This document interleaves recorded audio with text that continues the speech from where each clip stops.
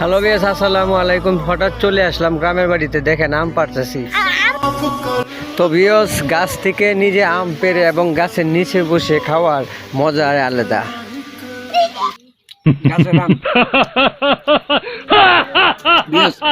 গাছের আম আর এবং এই বৈশাখের দিন, এই প্রচণ্ড গরমের সময় এই টক গোলা খাইলে আলাদাই একটা টেস্ট। Oh my god. যারা যারা এই আম খেতে চান অবশ্যই আমাদের গ্রামে চলে আসেন।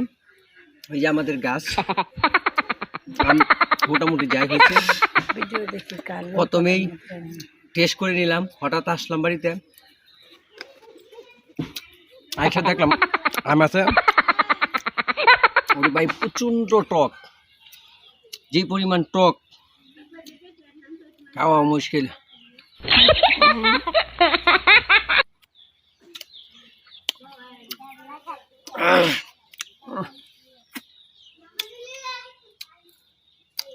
তো বিএস, যারা যারা আম খেতে চান চলে আসেন আমাদের গ্রামে।